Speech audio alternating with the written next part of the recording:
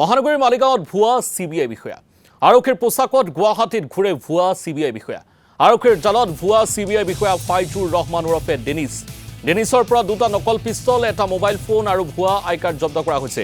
এই মুহূৰ্তত আমি এই ব্যক্তিগৰাকীৰ পোছাক পৰিধান কৰাৰ ধৰণ দেখুৱাইছোঁ। এয়া হেনো এগৰাকী CBI আৰু এনেধৰণেই গুৱাহাটীৰ মাজমজিয়াত আচলতে পৰিচয় দি ঘূৰি ফুৰিছিল এই লোকজন। আৰু দুদিন পূৰ্বে আমি গুৱাহাটীৰ আন এটা খবৰ দেখুৱাইছিলোঁ। ৰিংকু কলিতা নামৰ এজন যুৱকে নিজকে ASPৰ দৰে শীৰ্ষ পৰ্যায়ৰ আৰক্ষীৰ ভূমিকাত তেখেতে অৱতীৰ্ণ হৈ গুৱাহাটীৰ মাজমজিয়াত ডিউটি কৰিছিল। সেই ঘটনাৰ চাঞ্চল্য নাই মাৰ নাও যাওঁতেই দেখিবলৈ পোৱা গৈছে এইবাৰ ওলাইছে CBI বিষয়া। আৰক্ষীৰ জালত পৰিছে CBI বিষয়া ফাইজুৰ ৰহমান। এটা পিস্তল এনেধৰণে পুতলা পিস্তল হাতত ৰাখিছিল, সমান্তৰালভাৱে এটা মোবাইল ফোন, ভুৱা আই কাৰ্ড লৈ ঘূৰি ফুৰিছিল আৰু বিভিন্নজনক পৰিচয় দিছিল নিজকে CBI বিষয়া হিচাপে।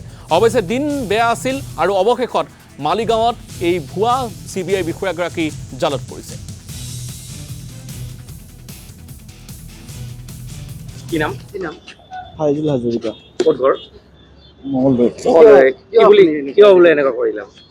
মই ফটো উঠিছিলোঁ জাষ্ট ক'ত? ৰুমৰ ভিতৰতে। ৰুমৰ ভিতৰতে কিয় ধৰিলে আপোনাক আৰক্ষী?